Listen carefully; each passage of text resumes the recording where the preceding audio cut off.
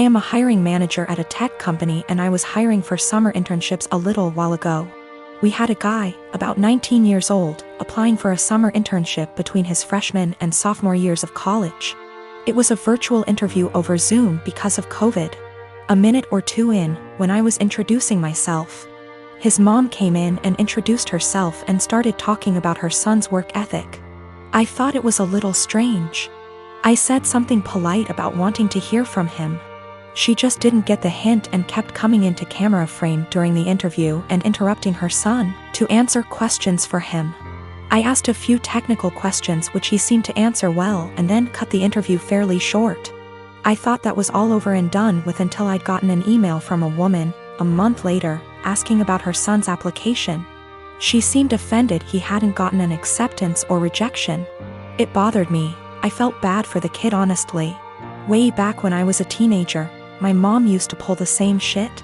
But luckily she only did that when I was 15 and working for a day camp. Not when I was an adult applying for engineering jobs. But I felt like this poor kid was getting his chances ruined because his mom wasn't giving him the chance to apply on his own. I sent an email back saying I was not at liberty to send information about an application to anybody but the applicant. I also asked HR to send an email to the kid saying sorry, but we were not making him an offer. It is something we usually do, but his rejection email must have slipped through the cracks with all the COVID craziness. Anyway, after we sent that, I got a phone call from his mom. She had a forwarded copy of the email, and she was demanding answers. I said that I could not comment on the guy's performance in the interview to her as she was not the applicant. If he wanted to reach out to me, I was happy to give him some feedback. However, I could say that regardless of his performance, her presence in the interview took him out of consideration for the position. We were looking for an independent and self-driven person for the position, and for that reason, it is important to see an applicant speak for themselves, follow up themselves, etc. I also said that, as a piece of advice, every hiring manager I've met in my career who sees someone other than the applicant answering questions during an interview, following up on the applicant's behalf, etc., would also put their resume in the do not hire pile. Since, while the applicant may be skilled and motivated, they need the ability to demonstrate those traits themselves. She blew up at me over that, kinda cussing me out to the point where I hung up. I am a 19-year-old man. On Thursday, a person I had a major crush on in high school, but who rejected me, messaged me out of the blue. She had never contacted me without my contacting her first. And at one point I realized she had me blocked on social media, and so I found it odd that she was suddenly being friendly. After sending a couple of greetings / questions about how I've been, she said that she was going to have some people over and wanted to know if I would get the beer. The drinking age where we are is 19, and she and the people who were going to chill were all 18. The liquor stores in my area all card. I thought it was silly that my being a month older meant I could buy liquor and they couldn't, and so I said I would love to go. She said, "Thanks, I'll pick you up at 7. 7 o'clock rolled around, and she texted me to say she was in front of my house. I went out dressed and ready to chill with some people, and she drove me to the liquor store. When we got there, I asked what beer she wanted me to get, and she told me to get Budweiser. I hid my disappointment as well as I could, but it was her party, so I went in and bought 2 cases of 24. I got back in the car and said, "Let's party," and she was eerily quiet. I noticed that she wasn't driving towards her neighborhood, but rather back towards mine. I thought she had moved or something, but didn't want to press the issue. When she turned down my street, I finally figured it out. She was being purposefully vague about the invitation because she wanted me to get the beer. But she wanted a way out when she told me I wasn't actually invited in the first place. She stopped in front of my house, leaned over, kissed me on the cheek, and said, "Thanks," in her best voice. I deadpanned her and asked when she was going to tell me I wasn't invited. She feigned surprise and said that she never intended to invite me in the first place. I sat in silence for a long, awkward minute, picked up the beer, and walked towards my front door. She got out of her car and frantically tried to re-invite me to the party, but I told her that what she did was the most humiliating thing that ever happened to me. I opened my front door, slammed it a bit too hard, and came back to my room. I have 3 fingers missing on my dominant hand. It's fine. I can type and everything and even manage to tie my shoelaces most days, and on the days I can't, that's the dyspraxia. However, I won't deny that it looks a bit odd to most people. I only have my 4th and 5th fingers, so my hand looks a bit like a child's drawing of a rabbit, and not a good one. I'm used to people asking about it, usually after staring for a good minute or 2, but I still find it annoying.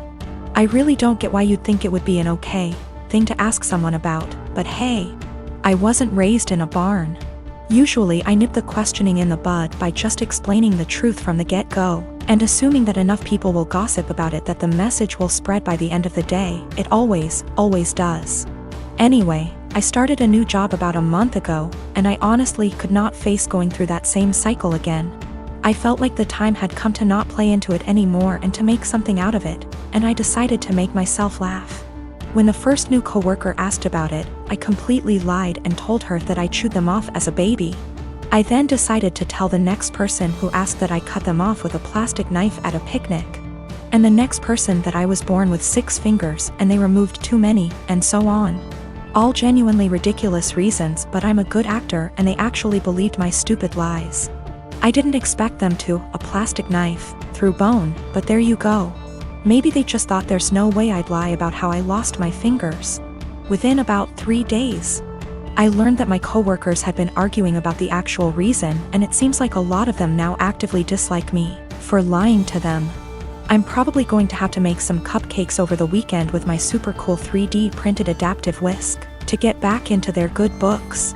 Anyway, I told this story to my brother today, and he told me that I was an asshole because I caused tension within the office on my first day and made people feel stupid for being gullible and believing my lies.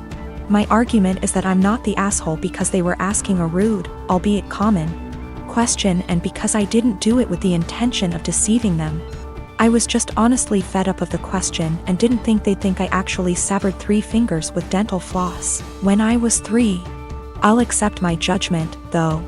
Not cool to ask people why they lost limbs or digits just because you want to sate your morbid curiosity. A few reminders for people: I'm not a male. Don't know why everyone assumed that. Don't ask people about something that could be traumatic, especially when you don't actually know them. My dad died and I'm scared my family won't get along. So yesterday after my dad comes home he eats what my mom made for him. Eggs and Spam. To be clear, he has a pre-existing medical history of high blood pressure and gout. First found out when he was admitted to the hospital in 2015 when he fell ill, and we basically had to force him to go to the hospital BC he didn't want to go. He was put on medication since, with changes to them maybe a year or so ago. So back to when after he ate. My half-sister heard a thud around 740-ish and told me to check BC. She thought maybe my parents are arguing. I go down and see my dad on the kitchen floor, my mom behind him a few feet away, and I hear him snoring. I ask my mom a question, get worried, run back upstairs and knock on my sister's door. She calls my other sister and also tells me to stop wasting time, call 911. I was scared and frantic. I wish I called 911 or saw him when he came in so I could maybe have called sooner. They get frantic too and we all start yelling at each other, and I try to maintain order also as I'm talking to 911 person. At some point in all of this my brother-in-law yells for help and I help him turn my dad onto his side. BC, he said he could choke on his saliva. My dad stops snoring and we start panicking.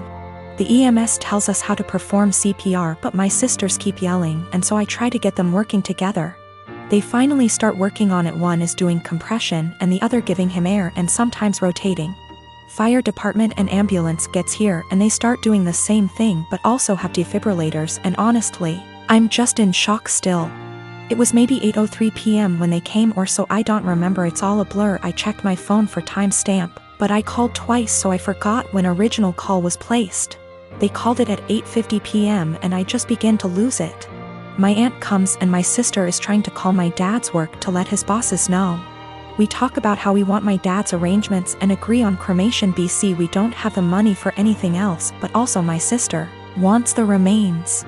My mom is bipolar schizophrenic and my sisters and bro-in-law don't get along. Her because of a whole history that would keep you here forever if I tried to type it.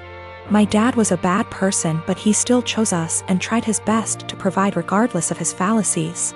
He had my mom's back too, saying he wouldn't kick her out or place her in a mental home. My sisters kinda want that, I think, but I'm scared to talk about it. My mom is okay sometimes, but also acts up BC of her mental illness sometimes, and my dad and I were her constants regardless of what happened. My mom is old and still wants to benefit from some social security services that my dad had, but my sisters and I think we should get a majority control of his account. There's a lot of renovations to be done. BC he ignored upkeep of the house for a number of years, example, the roof. My mom is not very sad about the ordeal. BC she had a long history of mental abuse from my dad, and I understand, but we for some reason stayed together. It how to move forward except for one moment at a time, and I'm still waiting for funeral home to come pick up his body. It's 8:13 a.m. now, been waiting since night before.